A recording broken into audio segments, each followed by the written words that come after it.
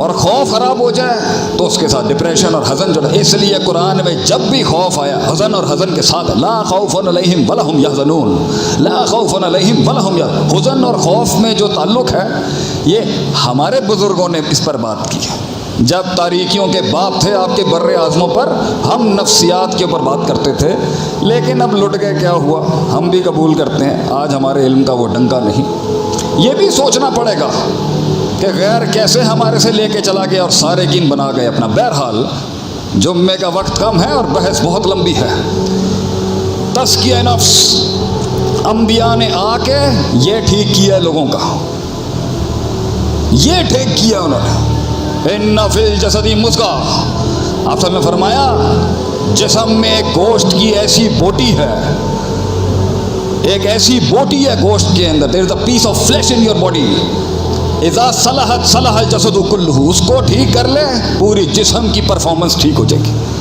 واذا فسدت، اگر یہ فاسد ہو گیا اپنے اصول کے لحاظ سے، ادراکات کے لحاظ سے، جذبات کے لحاظ سے، احساسات کے لحاظ سے، قوت ارادہ کے لحاظ سے، قوت استدلال کے لحاظ سے، اپنے پرسیپشن کے لحاظ سے، وضع الشیء علی موضعہ کے لحاظ سے، چیزوں کو صحیح محل پہ رکھنے کے لحاظ سے، عدل کے لحاظ سے، افراد تفرید کے لحاظ سے، وسط کے لحاظ سے، نوعیت کے لحاظ سے، توسع کے لحاظ سے، تنوع کے لحاظ سے، چیزوں کی گہرائیوں کو سمجھنے کے لحاظ سے، علم کے لحاظ سے، خیر اور شر کے موازنے کرنے کے لحاظ سے، اگر تیرا قلب فاسد ہو گیا، نیت کے لحاظ سے، وہ نیت اگر عزم نہ بنی، وہ عزم اگر قصد نہ بنا، وہ قصد اگر عمل نہ بنا، وہ عمل اگر نتیجے نہ لا سکا، وہ نتیجے اگر محاسبہ نہ کرا سکا، وہ محاسبہ اگر انابت نہ کرا سکا، وہ انابت اگر توبہ نہ کرا سکی، تو اسی علم کو اللہ کہتا ہے کمثل الحمار یحمل اسفار. یہ گدھے ہیں جنہوں نے صرف کتابیں یاد کر لی. اللہ کہتا ہے یہ دل اگر ٹھیک ہو گیا تو جسم دیکھ پھر کیسے کام کرتا ہے. وَإِذَا فَسَدَتْ، یہ کلیجہ اگر اندر سے ٹھیک نہیں ہوا، یہ روحانیت تباہ ہو گئی، تو پھر جسم سے ایسے ایسے کام، یہ فاسد کام کرا جاتا. کیا پھر آپ نے فرمایا اللہ، جملہ اسمیہ کے پیچھے عربی قواعد کا قانون ہے اللہ وہی القلب. وہی القلب بھی اللہ کے نبی کہہ سکتے. اللہ حروف تنبیہ لگا، اللہ خبردار رہنا میرے امتیوں. وہی القلب، یہ کلیجے میں لطیف صدور جو ہے نا، اس کا خیال رکھنا. تجھے فرعون بھی یہیں سے بنائے گا، یہ تجھے بنی اسرائیل بھی یہیں سے بنائے گا، یہ تجھے متشدد بھی یہیں سے بنائے گا. تو متشدد، بڑا تشدد آیا ہوا آج کل لوگوں کا. تجھے متشدد بھی یہی بنائے گا دل تیرا، متساہل بھی تجھے یہی بنائے گا. تجھے متوسط بھی اسی کو کرنا ہے، بیلنس. تجھے بزدل بھی یہی بنائے گا. تجھے شجاعت اور تجھے بہادری کو ہینڈل کرنا اور بیلنس کرنا، یہ دل. میں امام ابن قیم رحمہ اللہ کا بڑا شدائی ہوں.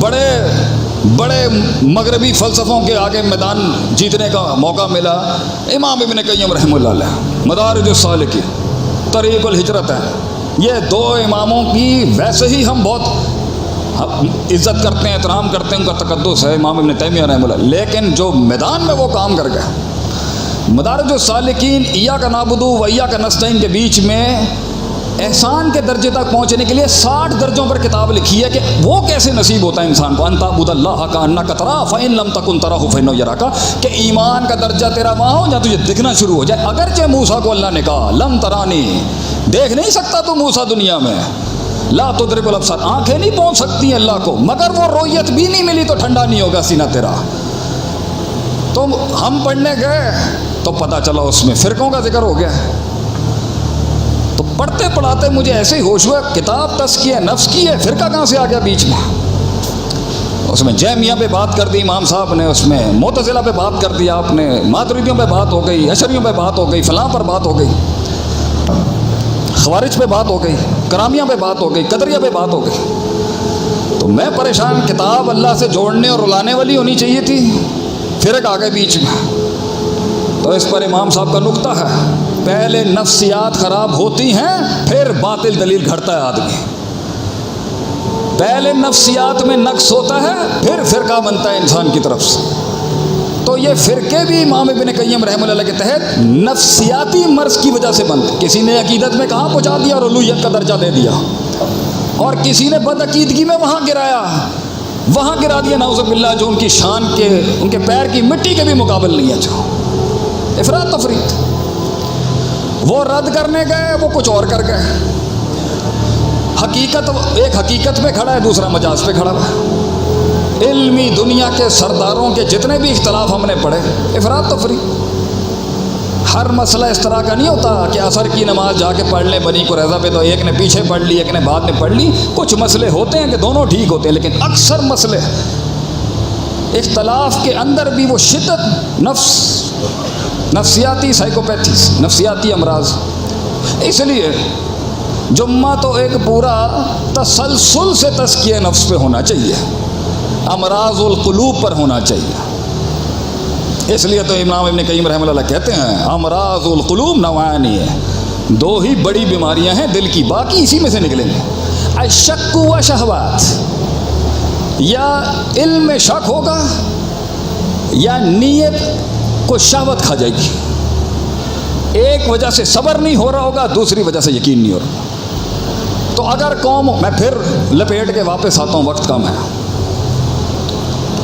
اگر قوموں کا زوال ہوا ہے، کسی منہج کا زوال ہوا ہے، کسی فکر کی بربادی ہو گئی، وہ کمال، وہ جمال، وہ تجمیل، وہ تکمیل، وہ تحسین ہو نہیں سکی، وہ تعمیر نہیں ہو سکی، وہ تنفیذ اگر نہ ہو سکی، پہلا مسئلہ اس کے فرد اور جماعت کے اندر اگر ہوگا تو تزکیہ نفس کا ہوگا۔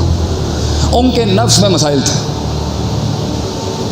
ان کی نفسیات میں افراط تفریط، اور اصل دین تو اترا ہی افراط تفریط کے خلاف ہے۔ اس لیے جدھر بھی آپ، میں اپنی بات کرتا ہوں، میں ادھر کیا بڑے بڑے کلام کرنے والا، میرے اپنے نفس کی افراط تفریط ہوگی تو لوگ اپنی تربیت، اپنے علاقے، اپنی برادری، اپنی زبان، اپنے علاقے، اپنی چودراہٹ، اپنے پیسے، اپنی دولت، اپنی ماضی کی حرکات اور سکنات کو لے کے مذہب اور دین اور مسلک کا تعین کر رہے ہوتے ہیں۔ اس لیے تو فرماتے ہیں بڑے اسلاف جو تھے، خود کو بدل، قرآن کو کیوں بدل رہا ہے؟ خود کو بدل، منہج کو کیوں بدل رہا ہے؟ یہی تو تجاوز ہے کہ یہ ہم چاہتے ہیں کہ دلیل ہمارے مطابق ہو جائے، ہم دلائل کے مطابق نہ ہو سکیں، یہ مسئلہ ہے۔ اور میں بھی کہیں نہ کہیں اس کا شاید شکار ہو جاؤں گا، بڑے مسئلوں پہ تو نہیں ہوں گا، اپنے مسائل پہ کہیں نہ کہیں اپنی کنڈی صحیح کرنے کے لیے دلیل ہر بندہ ڈھونڈتا۔ جہاں شجاعت دکھانی تھی وہاں بزدل ہے، جہاں کم بولنا تھا وہاں 10 جملے زیادہ ہیں، جہاں شفقت کا ہاتھ رکھنا تھا وہاں عجیب سختی آئی ہوئی ہے، جہاں نرمی رکھنی تھی وہاں عجیب سختیاں ہیں۔ کبر حرام ہے، تکبر پہلا گناہ ہے، پہلا کبیرہ ترین گناہ ہے جس کی وجہ سے کفر ہو گیا۔ لیکن کعبے کے 3 چکر لگاتے ہوئے دشمنوں کے مقابلے میں کچھ جواز نکلے گا اس کا، کیونکہ اگلے دیکھ رہے ہیں آپ کو۔